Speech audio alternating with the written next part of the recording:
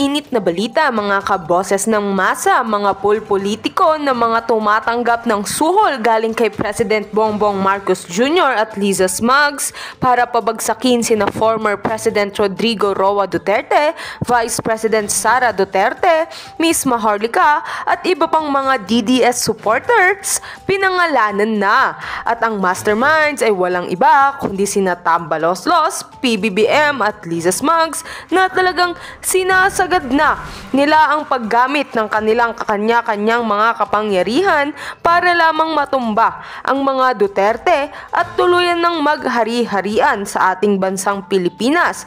Kaya naman, dito nga natin makikita na talagang umiinit na ang labanan sa pagitan ng mga Duterte at mga Marcoses. Subalit, ang sigaw naman ng taong bayan ay bumaba na lang sa pwesto si PBBM at ibalik na lang sa pwesto si Tatay Digong para manumbalik ang kapayapaan sa ating bansa.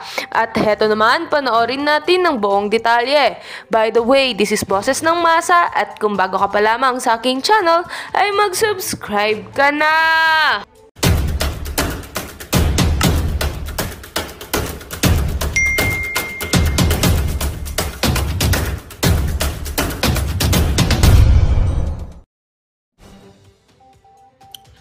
Good afternoon! Ayan, magandang araw sa lahat ng mga palangga. So, kumita na ba ang lahat ng mga dugyots? Nabayaran na ba sila? Okay, dahil sa umaalindog na Maharlika. All over the internet, they talk about Maharlika, hot babe. So, kumita na ba ang lahat? Okay? Masyado na silang apektado at tutuloyan nating ibagsak ang kanilang bangkang ahas. Okay, dokie, mga palangga. So, syempre, dahil gusto tayong i-distract ni Liza Smugs, tingnan mo lang baka kung tama ba yung pinapasokan nating landas. So, dahil po ang intensyon sa ating lahat, ay, solid Maharlika na po, sa ating lahat, lalo na sa alindog ni Fair Lady Maharlika, ay malihis tayo ng landas para panghinaan ng aking alindog. Well, ahas, you're not gonna win. Okay? So, balik tayo sa issue ng ahas. By the way, mga palangga, kayo po ay binibigyan ko ng warning sa lahat. Sa lahat ng magiging puting ahas. So, meron po tayong Facebook page na active. Okay, ngayon, lalo yung pinopromote ko yung Maharlika Network, okay, and yung Boljakan sa Facebook. Gusto ko lang sabihin sa inyo na nakarating na naman sa atin na yan pong mga fake page na Maharlika Boljak TV or kinakapi nila yung aking page po ay gobyerno ang nasa likod. Sino ang punot dulo ng mga yan? Si Liza Ahas. Para kayo ay bitagin, okay? Para kayo ay bitagin na kung sakali ay magbigay kayo ng information, kung kayo ay from the government or random people from wherever, ay makapasok kayo sa bitag. So para maiwasan natin, mga kababayan, na kayo ay mapasok sa bitag ng buwaka ng Genemes, na gobyerno ni Kuting, under Kuting. Ano ba siya? Under Kuting, under Polboronic, o underdog. We'll talk about that later. Pero gusto kong bigyan ng bonggang-bonggang diin sa inyong lahat ng mga palangga ko. Kayo po ay magiging biktima kapag kayo ay napunta kayo sa fake page. Para malaman ninyo, bago kayo mag-subscribe sa akin, sa aking Maharlika Network at Boljakan, make sure na tama. So, nandiyan po ang link sa baba nitong vlog natin ngayon. Sa Boljak TV, sa YouTube, at nandiyan din sa Maharlika. Andyan din po sa Twitter. Okay? Nasa Twitter din tayo ngayon.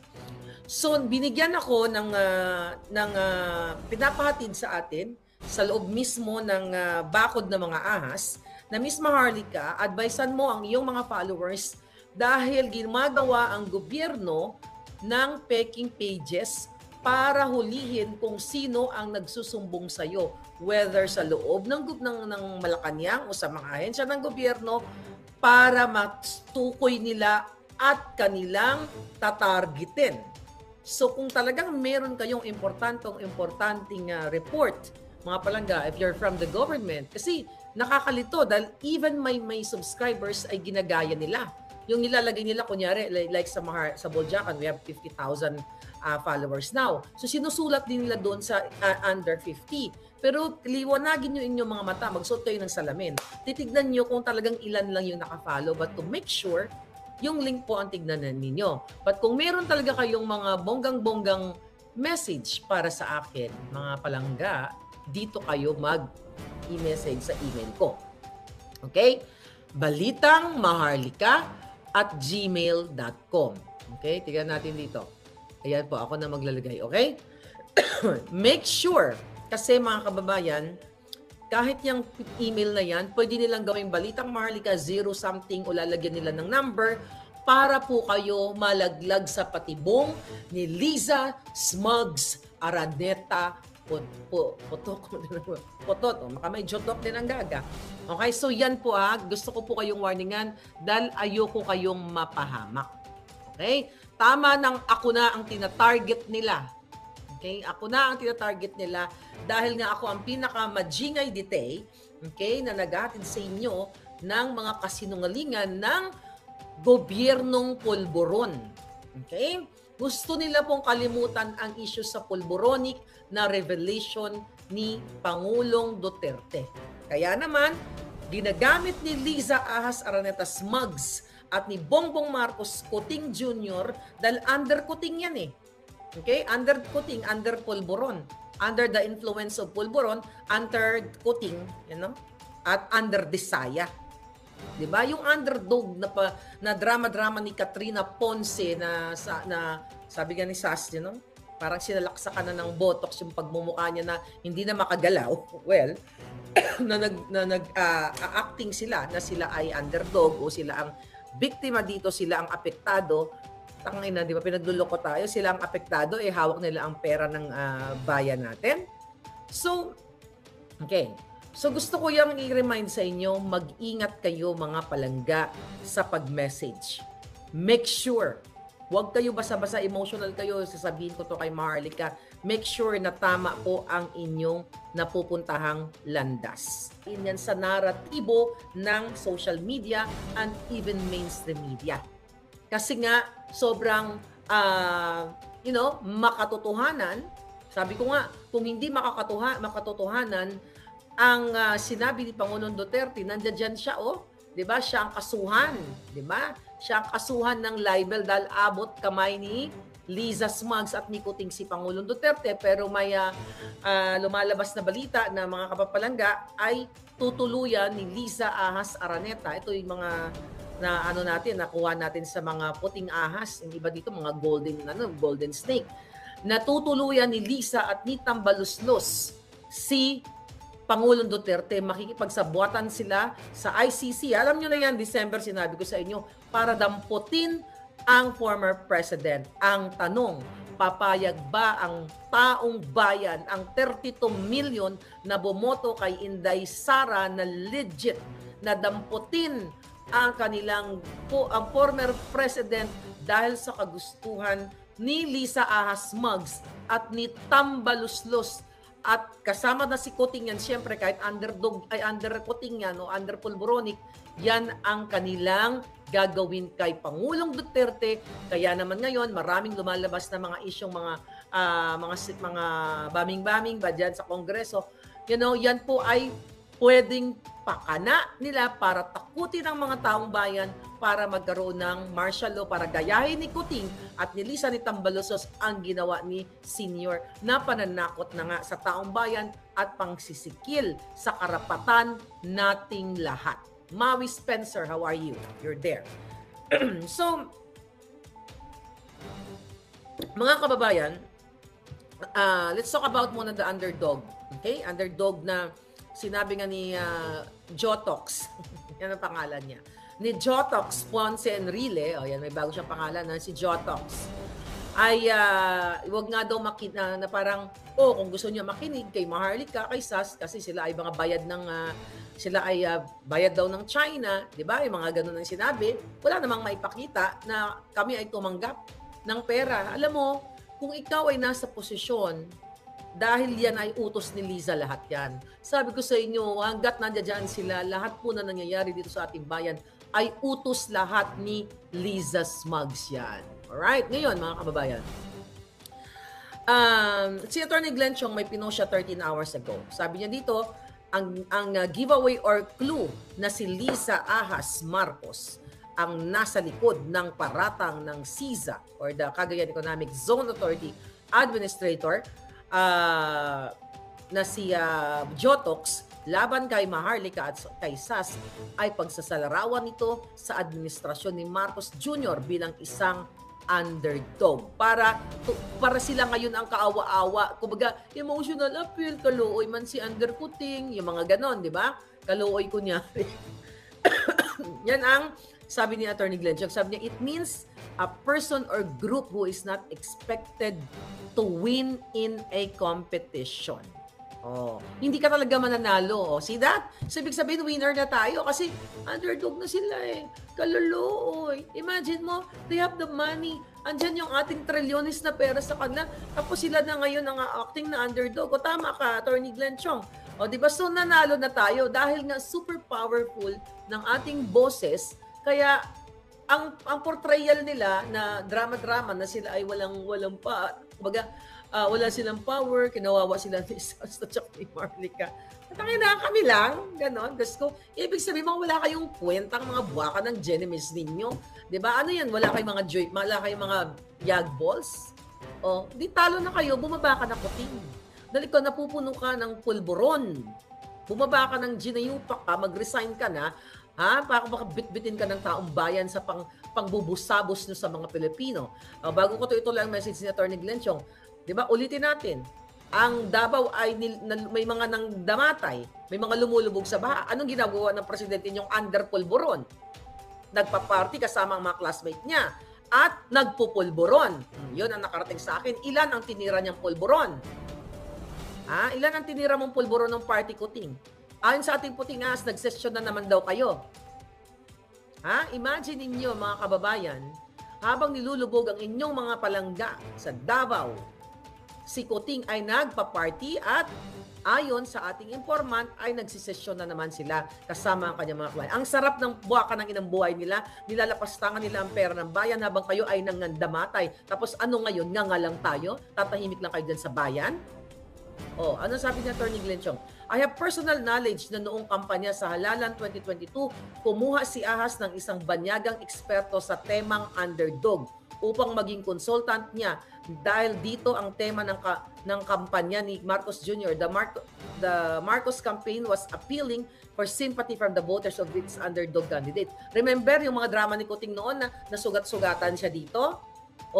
Maaring pakanalang nila yun, yung may bumato sa kanya. Kunyari, mga pinklawan ang bumato. We'll talk about pinklawan later. Pakana din nila yun based dito sa statement ni Attorney Glenn Chong na mismong alam niya dahil nandoon si Glenn Chong during the campaign period. Nandoon siya. So kung ito ay Attorney Glenn Chong, based yung witness na ito ang drama ni Liza Smugs, yung mga nagbigay kunyari ng pera si Aling Pasing ba yun? Yung kunyari, yung mga isda, bigay-bigay pera, kay Kaluoy man si Kuting, tapos drama-drama si Kuting, isulit na yung pera, di ba? Magkasabwat sila doon ng mga, sino ba yung sa Caloocan yata yon? Naalala nyo yon? So, ibig sabihin, ginago talaga tayo, binudol talaga tayo. You know what? Nung si Kuting ay yung drama-drama na nasugatan dito, nag-message pa ako kay buwaka ng inang Liza Smugs. Kasi concerned ako kung House BBM, House Pulboronic, gaganon-ganon ako doon. He's okay, Marlica, da. So yung pala, ginamitan tayo ng underdog strategy or strategy o team based dito sa statement ni Attorney Glenn Chong. See that? Kung paano tayo budulin noon pa lang. Kaya nga hindi ako nag-stick sa kanilang pambubudol, mga kababayan, dahil hindi tayo papayag na forever time bubudol ng mga buwaka ng ginemes na ito. Tuloy natin sabi ni Glenn Chong. I have personal knowledge na noong kampanya sa Halalan 2022, kumuha si Ahas ng isang banyagang eksperto sa temang underdog upang maging consultant niya dahil ito ang tema ng kanyang kampanya ni Marcos. The Marcos campaign was appealing for sympathy from the voters for its underdog candidate. So underdog siya, kunyari, kaluluoy. Sa totoong buhay, kawawa talaga. Underdog talaga siya ni Lisa Smugs. Hindi lang underdog, under Coting and under Pulburon. Kasi the moment na hindi nagustuhan ni Lisa ang mga eksena ni Coting, jombag agad, at para hindi na lang kumibo si Coting, sasaksakan ni Lisa Ahas Araneta Smugs ng Pulburon si Coting para tuluyan na maging kaluluoy, underdog, diba? Under Coting. Meow. Okay, then sabi ni Glenn Chong, this means that CISA administrator and CEO was only a mouthpiece of Lisa Ahas Marcos. Let's go. No, dapat ba kayo? Na sino ang punot dulo ng kadyutahan ng lahat ng ito sa bayan natin? Sabi ni Glenn Chong, it is as if Ahas made the accusation herself. Okay? On the other hand, by using China as the bogeyman, okay, Ahas is showing us that she actually views China as her enemy. Okay? Di ba? Ginamit nga na ang China ay tagabayad sa amin. Stop ko muna dito. Ulitin natin. Eto, appointee ni Coting si Jotox Ponce Enrile, na hindi niya kayang ipagtanggol yung kanyang dating jowa na si Alfie Anido, na base sa report dyan sa social mainstream ay tinegi ng kanyang kapatid, si Alfie Anido, that was 40-something years ago. Hindi niya may pagtanggol. Tapos meron silang negosyo, bilyonaryo. Ilan ba ang nakurakot ni Enrile? Ayan, kakainin na lang ng lupa. Ilan ang nakurakot ng Jutang Jinines matandang yan na naging ugat ng kahirapan, naging traidor sa lahat ng traidor dito sa bayang ito. At ito ang nagbunga ang mga anak niyang, mga traidor din, na yan ay even si Enrile ay self-confessed na ang kanyang mga anak ay naging addictus benedictus, at ayon nga sa ating mga puting ahas ay mga kaklase ni Coting sa pagpupulboron. So mga kababayan, sila ang nagpapatakbo sa inyo sa presidential assistant to the president, di ba? Ay pulboronic, bangag, dumudugo na nga daw yung ilong sa nasasobrahan lang sa kakapulburon. Ito yung nagpapatakbo sa ating bayan. So ngayon, uupo na lang kayo dyan. Kayong mga OFW, you talk to your family, your kids, your friends, na ito yung ginagawa sa atin ng buwaka ng inang ahas na pulboronic government. Okay, balik tayo sa statement ni Attorney Glenn Chong. Okay? So, sabi ni Glenn Chong, matapos silang tulungan ng China over the years, traidor talaga. Okay? So, note, I purposely omitted certain facts about the consultant. Okay. The campaign and personalities involved because I am expecting the trolls to attack me for this revelation.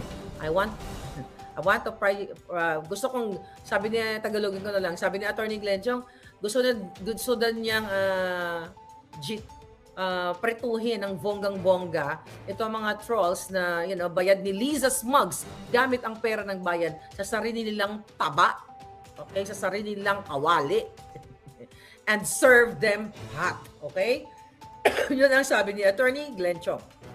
Ano sabi niya? So, sino ang nasa likod ng paratang kina Marlica at Sas na bayad sa China? Walang iba kundi si Lisa Smugs, si Lisa Marcos ang national problem. See that, mga palangga? So, yung mga trolls nandito, tama, para may vlog ulit kayo, para kumita kayo ng bonggang-bongga. At least, nakakatulong ako sa inyong mga nilalamon everyday. Diba? So, mga kababayan, so ito ngayon, ang utos, under Coting, under Pulburon. So ngayon, ang challenge natin dito kay Pulburon na to, na gusto po nila again tanggalin sa limelight ang expose ni Pangulong Duterte, yung expose ko. Kaya nga matagal na akong gustong gurgurin ng mga yan. Diba? Nag-release na ako ng statement dyan sa inyo na kapag may gumurgur sa akin, wala pong iba. Ang behind niyan ay si Lisa Ahas Araneta Marcos et al. At na-report ko na nga po yan dito sa gobyerno ng Amerika. Yung buwaka ng inang babaeng ahas na yan. Paulit-ulit ko kasi wala naman akong kaaway, ngunit itong pag-criticize natin sa pulboronic government ay hindi makayanan ni Lisa Ahas kasi nga siya ay vindictive, narcissist, mapaghiganti, may saltik. Lahat ng saltik ay nakuha niya. Alright? So ngayon, ang utos niya, mga palangga, ay huwag tigilan ang Maharlika and the rest of you guys. Okay? Unlimited ang budget to attack Maharlika from the PCO, from Mel Robles, Black Ops and everything. Maharlika, you have to gurgur Maharlika for whatever means. Imagine niyo, yung alindugkong to, pinagmimitingan nila, na ang ginagawa lamang natin dito ay i-expose ang kadyutahan, ang kahayupan na ginagawa nila sa ating bayan.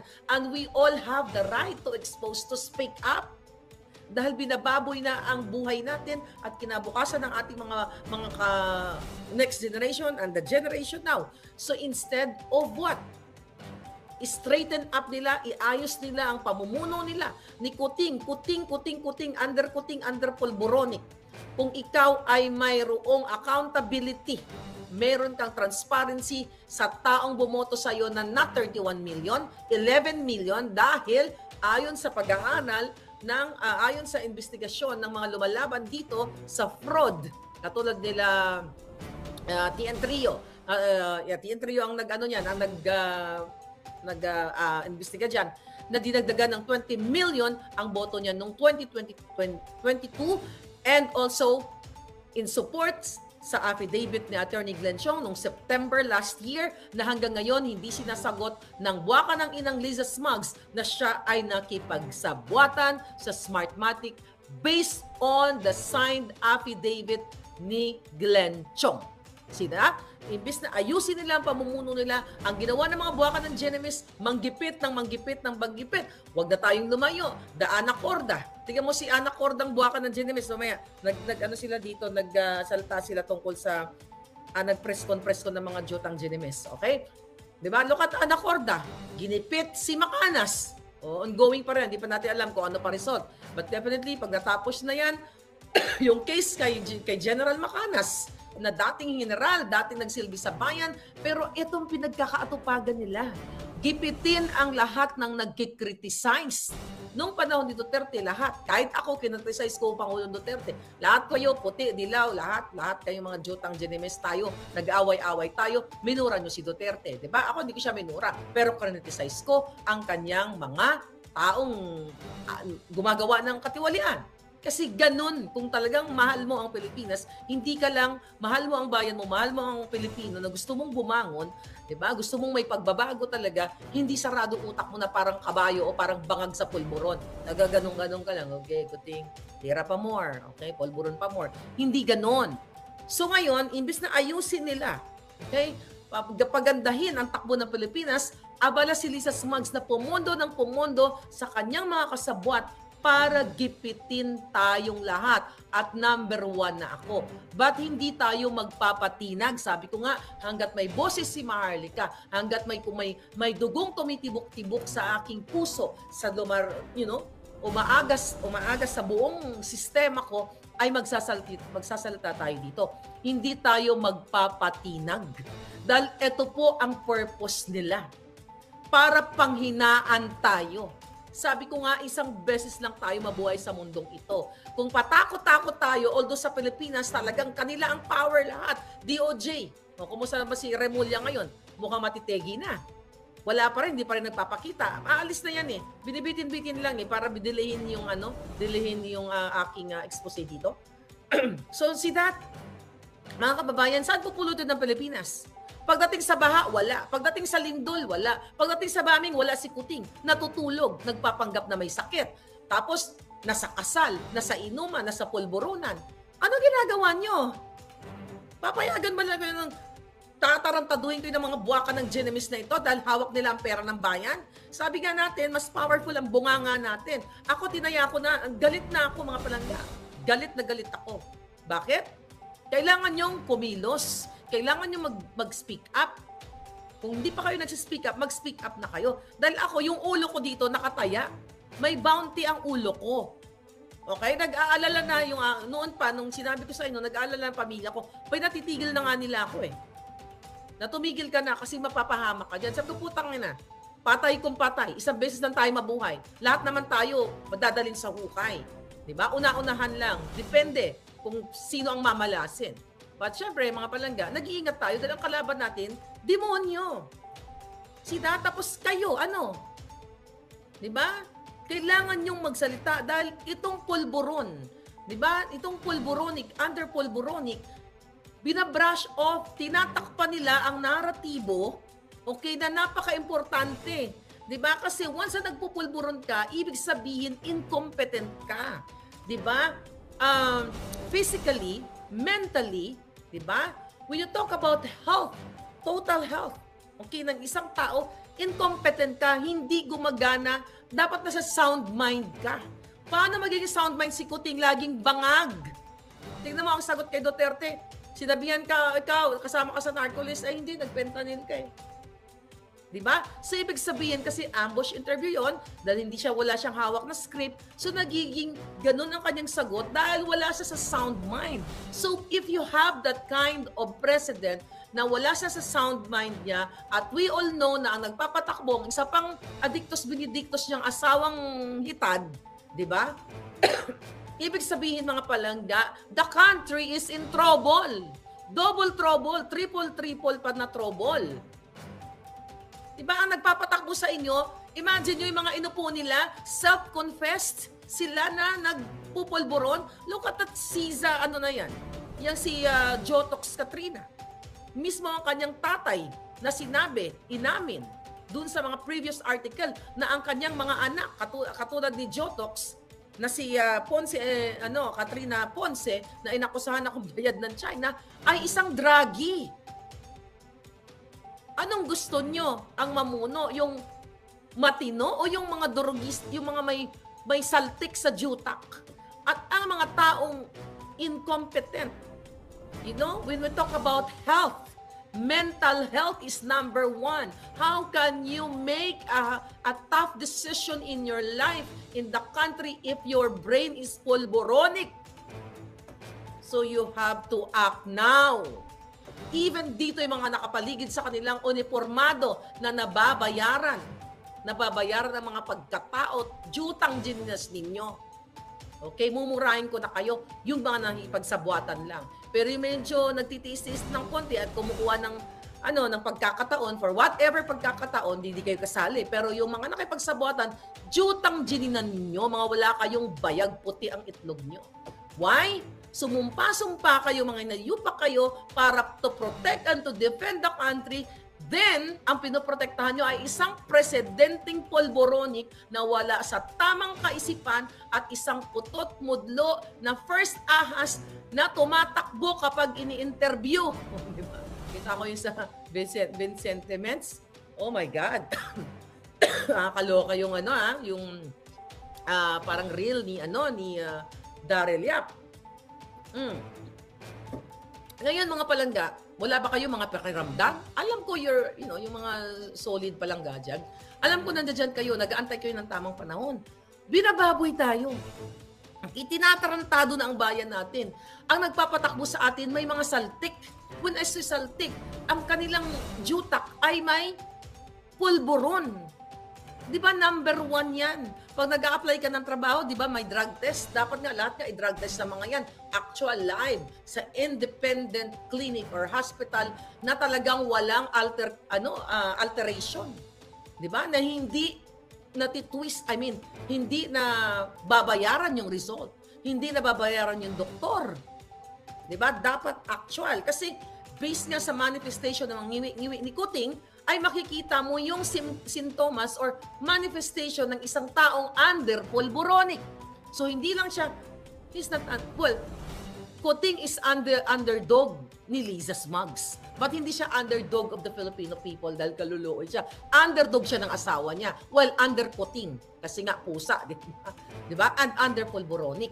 At yung mga drama-drama ni Jotox Ponce Enrile na ang biktima ay sila.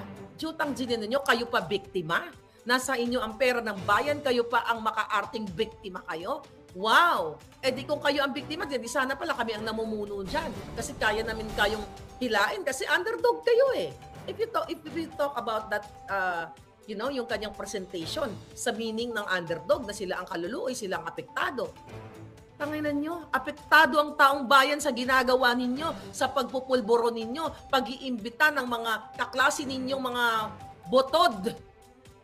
Yung mga botod. Alam nyo, may